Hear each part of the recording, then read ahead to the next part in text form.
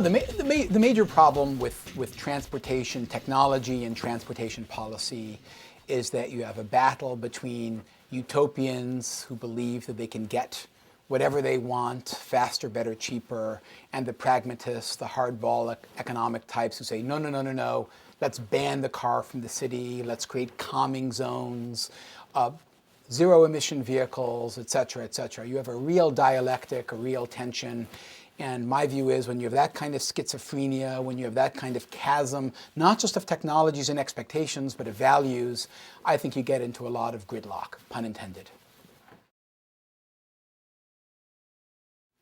There's so many things going on that are so exciting that it's not clear to me what's the best bet.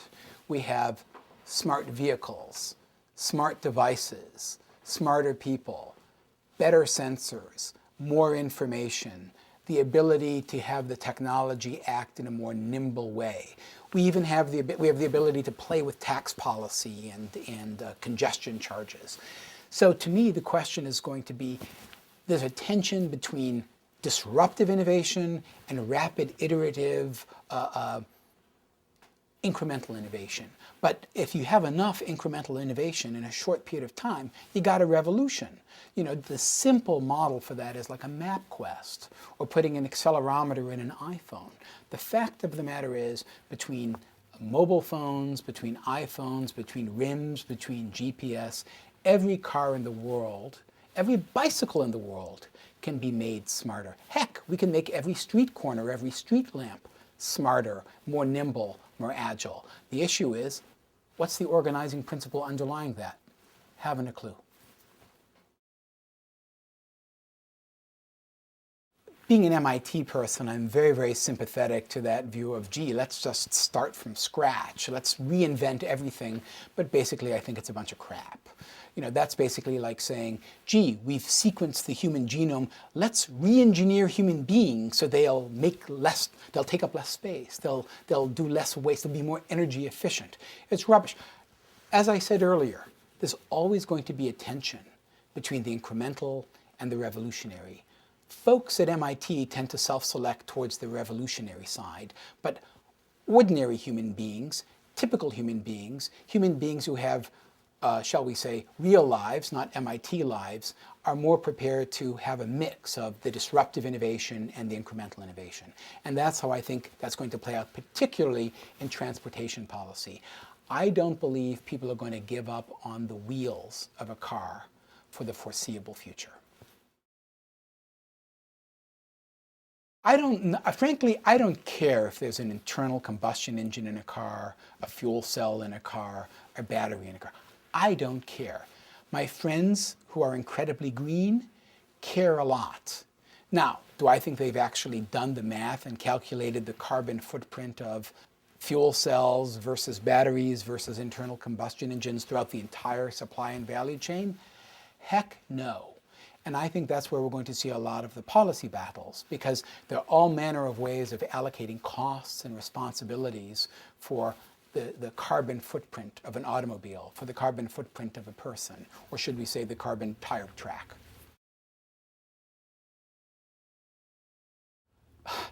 We will always have congestion problems. The issue is what's tolerable. If you had told me that I would be on a 40-minute commute, I would say you're crazy, but I've gotten adjusted to it. By the way, let's deal with that as an example. 25 years ago, being stuck in traffic was a horrible, horrible waste of time. If you got a mobile phone, if your kids are watching TV in the back seat, it's not so bad. It's not so bad. Now, what transportation planner anticipated the impact of mobile phones in the car and TV screens, LCDs in the back seat? None of them. None of them. And heck, I've read a lot of science fiction. I didn't see those scenarios being played out by Isaac Asimov or Harlan Ellison either. Well, they already are. The issue about intelligent systems is almost like the question associated with governance, which is, where do you want the power? Do you want intelligent transport system defined by centralization or decentralization? It's like, do you want to consolidate power in Washington, or do you want to distribute it out to the states, to the cities, to the individual people? Are we going to end up with more efficient and more effective transport systems by giving people who are traveling more intelligence, or by giving the highway engineers or the toll booths or the city center people more intelligence and control? Again, that's a political question. That's not a technology question. So I'm going to circle back to the way I began this, which is the real battles that we're going to have, the technology is incidental to the politics, to the aspiration. Yes, I think the federal government should buy up, in addition to buying up the automobile companies, it should buy up the cities. No, I am not a government person. I'm more of a libertarian kind of guy. I believe that the role of the federal government should be to facilitate opportunity and choice for people who wish to travel. And the real challenge that the federal government in that kind of context has is, who do we subsidize, who do we tax? Do we really want to penalize motorists in favor of subsidizing people who take light rail or more public forms of transport? Or can we make the roads, the cars, more environmentally effective, improve throughput, improve efficiencies, have the right kind of congestion in a manner in which you have an economic balance? You strike a balance that the commuters are comfortable commuting and the people taking buses and trains are comfortable. And that leaves out other variables, which is perhaps one of the roles of local government is to facilitate carpooling kind of arrangements, where we didn't have mobile devices a few years back. What kind of self-organization can there be for the future of carpooling, for the future of group travel? I haven't a clue, but I'll tell you this, neither does anybody in the government. I think London is an excellent example, as is Stockholm, of how not to do congestion pricing. It is the laziest, most punitive form of taxation, regressive taxation around. It's operating, it's doing arthroscopic surgery with a machete instead of a laser beam. I think the principle of congestion pricing, the principle of pricing for managing congestion or access to space to minimize or smooth peak times, completely logical, completely reasonable, completely rational, and consistent with the fact of my background in economics and computer science. However, as is always the case, politics intrude, and I think cities have become less interested in congestion pricing for improving the quality of life or improving the quality of traffic than as a means to raise revenue. So I'm afraid we've come full circle back to the pathology of politics. I'll take the path of least resistance. The easiest examples of incrementalism come right out of Moore's law and Metcalfe's law. That is to say, leveraging our enormously effective investments in digital media. Virtually every car coming off the line, be it in Japan or Europe or in America, comes with a GPS system. But if you don't have a GPS in your car, you probably have one on your phone. So you can have GPS for a bike. I remember flying into Sydney, Australia, and there was a taxi driver. Based on my interactions with him, I'd been in the country longer than he had, but he was using the GPS to navigate Sydney. He was a recent immigrant. In theory, there is no reason for anyone to be lost. In fact, not only is there no reason for anyone to be lost, there's no reason for anyone to not to have the most efficient route to where they're going, to budget their time better and accordingly. When you put that power of being able to do route planning and time management in every single car, every single bike, every single bus, you would think that we're going to end up with not just incremental improvements in congestion, but disruptive, dramatic improvements. People can make more intelligent decisions based on better quality of information. But wait, it gets better. Once we start putting sensors on the roads, we can begin and link them to the traffic lights. We now create a different kind of an ecosystem where we can further improve efficiencies. So these things can all build on one another. Unfortunately, I am not clever enough to figure out what the ultimate impact is of these very complex interactions. But my bet is that that's where real innovation is going to come from.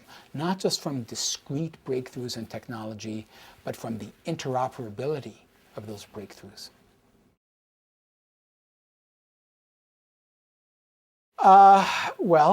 Speaking as somebody who will probably be taking the Acela sometime this week, it would be nice if we had higher speed trains, let alone high-speed trains.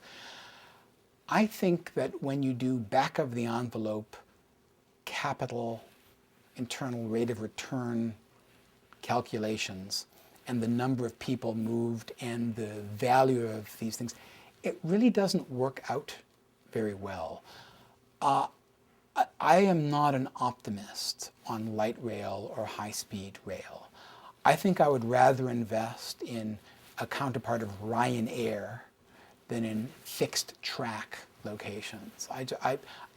I think it may work for Asia and Europe, but people are closer together, the city densities are different, the lifestyles are different, the cultures are different.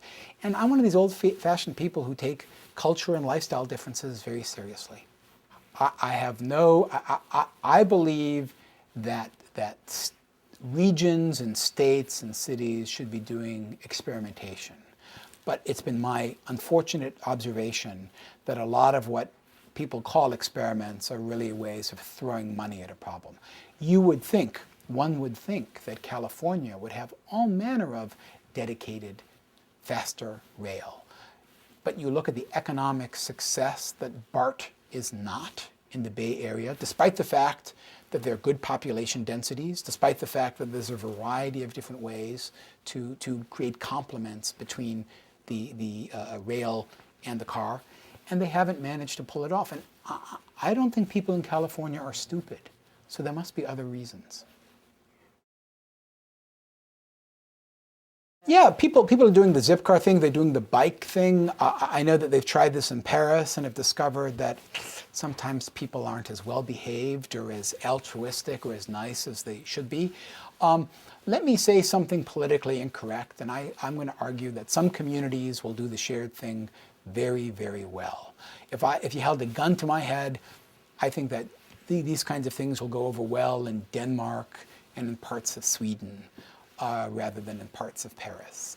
I think what you're describing is a perfect example. Shared mobility is a perfect example of something that technologically we could do with a snap of our fingers. The problem ain't the technology. It's altogether now the value and the politics. It's the difference in lifestyles.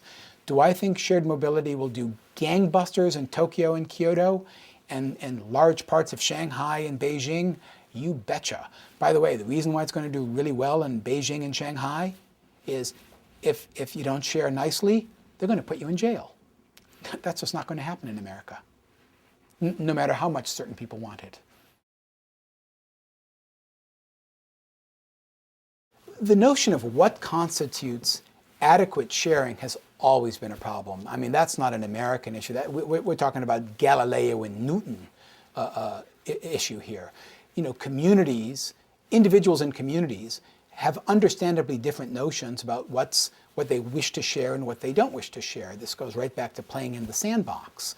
You know, and now in science, we have the cultural phenomenon of peer review, and that begs two questions: what's a peer, and what's being reviewed? It's not enough if you're a sophisticated scientist, or frankly a sophisticated person.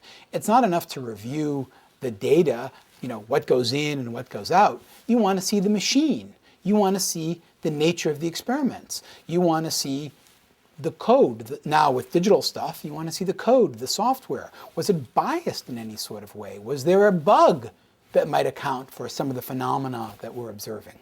So there's a real tension here between what constitutes effective sharing and what constitutes the desire that many people have to make their science, to make their research, not in a proprietary ownership sense, but in the sense of, you know, it's a little too soon for me to completely open the kimono. The complicating factor, just to build on that, is when you begin to inject market forces, when you begin to inject political forces, climate change? Should I patent this finding? Do I want to license this to somebody who'll give me lots of money to do research? You've now created a mix of motivations and incentives. Does it make more sense for me as a scientist to share my methodology, to show people how good my work is and to get credit from my peers? Or does it make more sense for me to make some of it secret so that I can get private funding to continue the research along a route that I consider very good and important? I mean, it is amazing. I'm a child of an academic, a child of a science academic. And I grew up in a very, very elite research university environment. And I am astonished by what scientists are capable of getting away with. Even prestigious scientists are capable of getting away with in terms of withholding and sharing things. The ideal, the Platonic ideal, is that, it's like let's create a nice phrase here, it's like a kibbutz, and everybody shares, that science is a form of socialism, and everybody shares their results, and everybody shares their instruments. And to a certain extent, large parts of that are true, but there are very large parts where it's 70 to 80% accurate, and in that missing 20 to 30%, there are a lot of issues,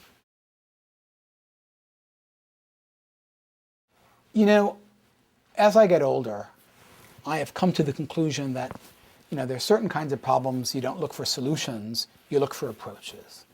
And if you asked me with a wave of the hands, what would be the one thing I would do to really encourage healthy sharing, because I can understand there's certain things that need to be withheld, or it makes sense to withhold, or at least limit, I would make funding contingent upon disclosure rules. It used to be, just to give you a real-world example, it used to be that scientists, medical researchers, could publish their work in the New England Journal of Medicine and other medical journals without disclosing that some of their research had been financed by pharmaceutical companies or device companies. For completely understandable reasons, that concealment, that non-disclosure is no longer acceptable. I feel that those same kind of pressures can be brought to bear to people who don't share code. If you are running a computer model that predicts the Earth is getting warmer, the atmosphere is getting warmer, and it will go up 7 degrees Celsius in the next 50 years, that the oceans will rise, the coral will die, etc. Show me your code. Show me the code. I don't want to just see the equations. Show me the code. Because, and I'm saying this as somebody who's written code, I know how you game the code to kind of put a thumb on the scale. And some of these things are done subconsciously or unconsciously. They have a saying in the open source development community, many eyes, shallow bugs. The more people that see the code, the quicker you spot the bugs and eliminate them. If it's good enough for software, good enough for science. There are individuals who are leaders. There are certain fields. I think the Royal Society in the UK has done a better job than our own AAAS of aggressively and energetically promoting disclosure and sharing of code. That's not to say that the AAAS has done a bad job. I actually believe that there are forces there where they're trying to push for more openness in science. But established institutions, particularly research universities and the tenured faculty therein, I think, should step up. They already haven't. They already do it. It's really important that we deal with the premise of your question. Many scientists have already been doing these things. There are many cultures and subcultures within science where mentoring and sharing and helping people out and picking up the phone or sending email, that's not an aberration at all. I'm not asking people to do things that are inimical to culture. The incentives are oftentimes ego-related and opportunity-related. People collaborate because it makes sense for them to collaborate. We should be promoting free exchange. There are complicating factors. If your school says, if your institution says, anything that you invent while you're on the faculty is our property, not yours, or your compulsory license for that, that creates tensions. Should it be a 50-50 split, an 80-20 split? What should the split be? So what we're talking about here are tensions and trade-offs. What we really have to address is what are the reasonable and rational and fair ways to manage those trade-offs? We're not asking people to behave abnormally or against their best interest. All policies that ask people to behave against their best interest are doomed to fail. Oh, again, you know, believing as I do in good governance and democracy, I would like government funding agencies to insist that taxpayers, when our taxes pay for something, when Europeans' taxes pay for something, when Asian taxpayers pay for something, that these publicly funded science funders, foundations, that they make it a condition of their funding that people disclose in the manner that makes sense. Not just the findings, but the code. It should be throughout the value chain of knowledge and discovery, not just black box. No, no. If people want to, if you have something, you know, now again, this is turning into an economics kind of conversation, which I'm quite comfortable having. If a private, you know, here is Apple. You have Apple versus Google, okay? Apple has decided to, and Facebook, these companies have what we would call walled gardens. They limit the amount of interoperability and sharing. There are some walls, there are some windows, okay? Google, more of an open source kind of thing. It's easier to interoperate with Google. Their business model is different. They want more eyeballs to sell more advertising against. What you want, if you're in the private sector, is what's the reason that we have to share and collaborate? And this is the classic question. What many organizations have discovered amidst the digital revolution is that it's more profitable, it's more reasonable, it's better business to share. Not necessarily everything. By the way, I don't necessarily want everything shared. I just want to change, to use your word, I want to change the incentive structures associated with sharing. I do not want proprietary to be the default position. I want it to be a secondary or tertiary default. I don't want it to be the prime option. I want it to be a lower down in the queue option. I want the default to be, let's err on the side of being open rather than on the side of being closed. I'll give you a really good example.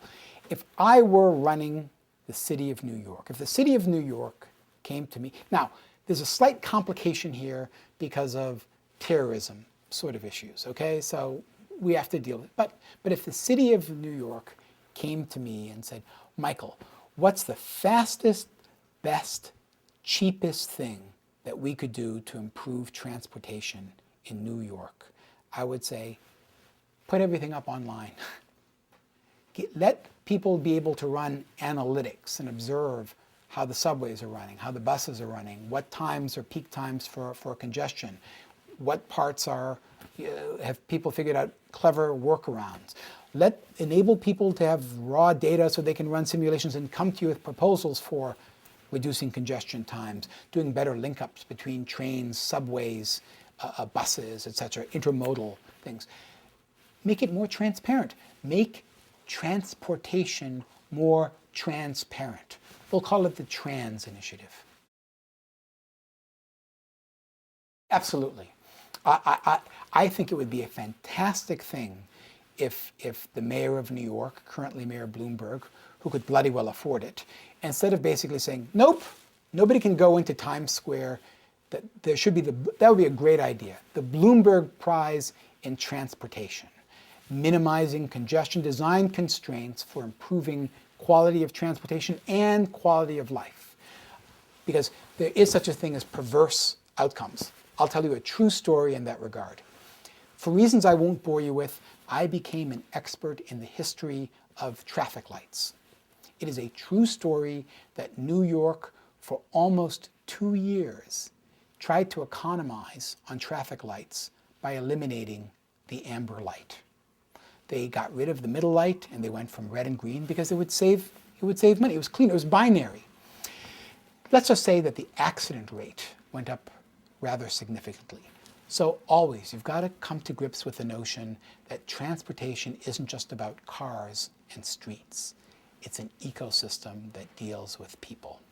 You know, people watching this, probably it's worth their time looking at Tom Vanderbilt's book on traffic, because traffic is as much a story of human behavior as it is about technological innovation.